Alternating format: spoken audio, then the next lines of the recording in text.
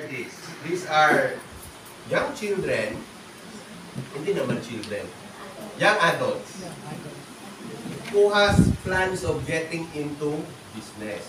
They have to present a business proposal. Ano example? Banana Q. So how much is the capital? One cauldron, yung shilling, or gasol, mantika, sugar. That's 20,000 could be even more. Diba? Right now, yung isang araw, the Taiwan ambassador was with us yesterday. Stayed with us for 2 hours. We presented to him one of our young agripreneurs, yung tambo na chips, bakaw. There are 4 students still studying at ASU. And there's one, I think his name is Mark Oliver.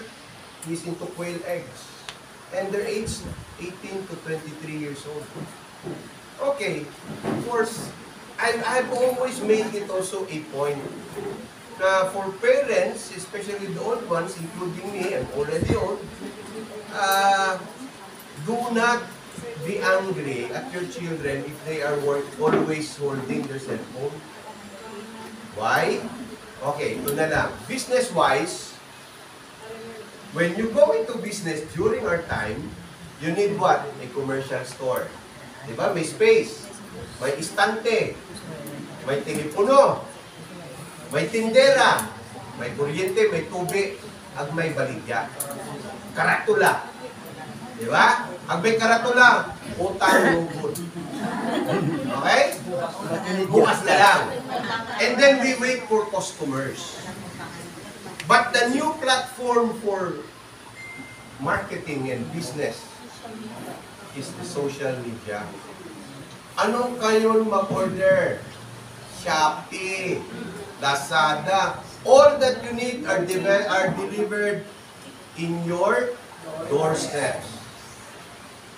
My daughter, in 2022, joined the Young Farmers Challenge.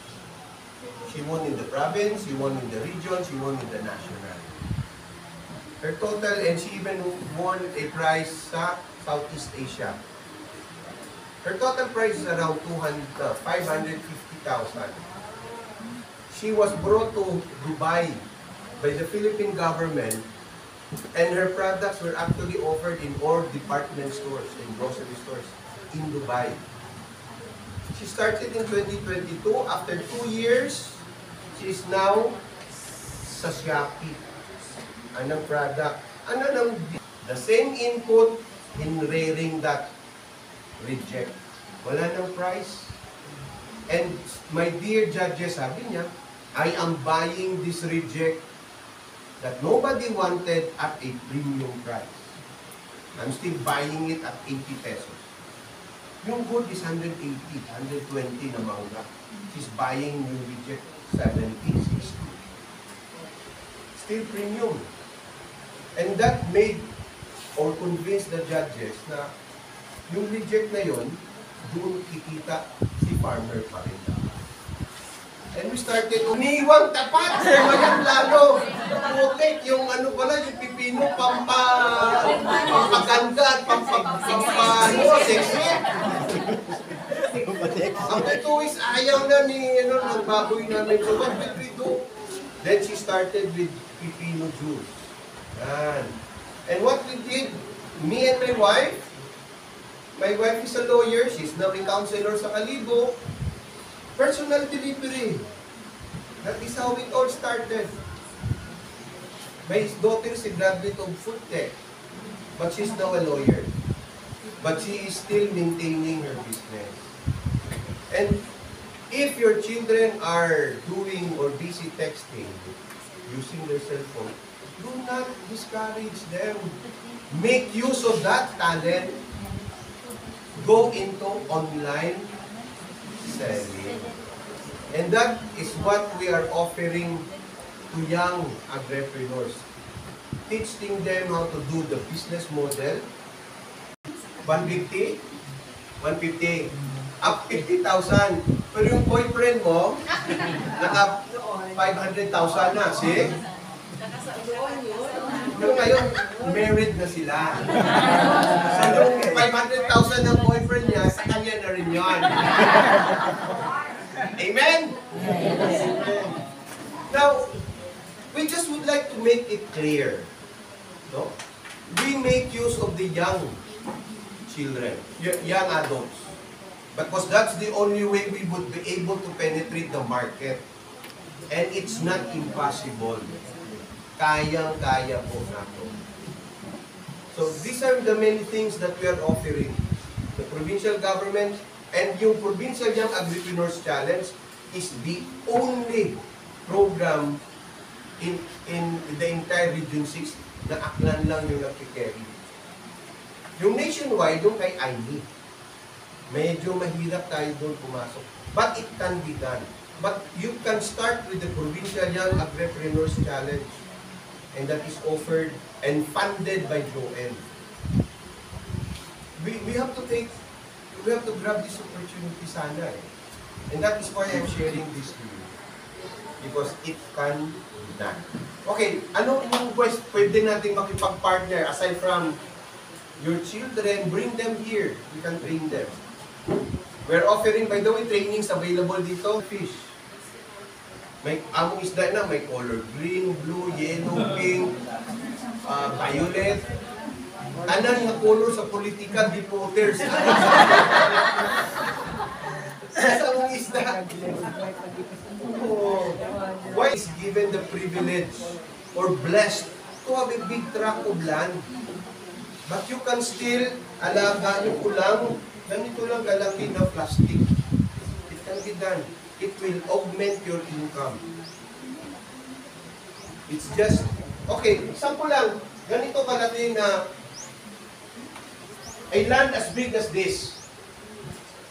You plant that with tangkong, how much do you think will you earn? 20 pesos. Tama? 30? Sige, 50. Tangkong ganyan kalaki? Okay, 50. We plant it with pechay, how much are you going to earn? 100. Pwede. O you plant it with lettuce. Mga 2 kilos yan. 400 to 500. You plant that with Malaysian ma'am. Meron kami dyan. 1,005. Kasi 250 per dozen. Eh, ganyan siya kaikit, oh. Kung mag-ikot kayo dyan, makikita nyo dyan. Karamihan sa bulaklak namin, nagbibigay buhay sa patay. At sa misa din. Okay? Now, you plant that, the same land, you plant that with marijuana. Na ibibigay namin ng libre. We're doing it for free.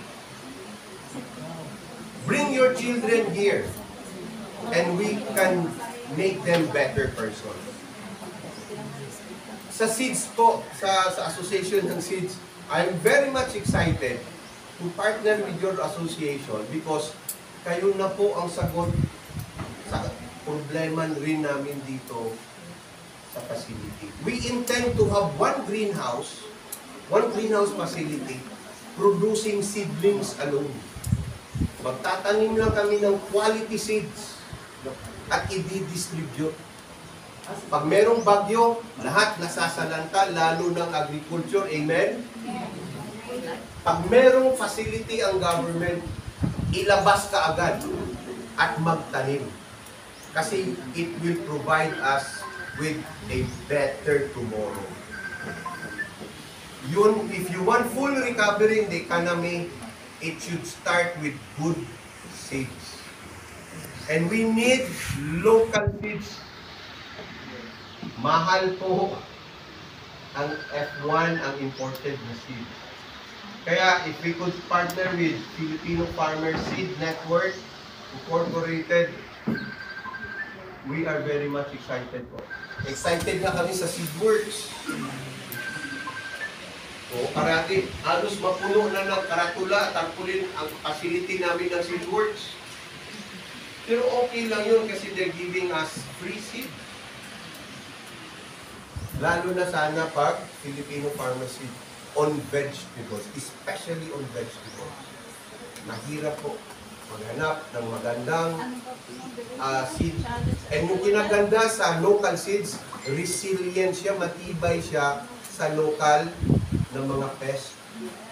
Yung mga imported, yung mga F1, hybrid, nagtanim ka ng hybrid, kailangan mo talaga ng insecticide. Kasi mas madali silang mahawa o magkasakit. So, kung paano tayo magsisimula, I'm excited with Ronilyn, no? Dito po kami. Dito po kami na we do not have enough funds. Yun lang din yung, I have to make it clear. What the funds that we have is enough for our operation. If sa mga local farmers natin, kung mayroon kayong hinihingi, kay governor doon, kayong dumiretso kay governor. Huwag sa akin. Yun nga lang. Okay? Because yung discretionary funds,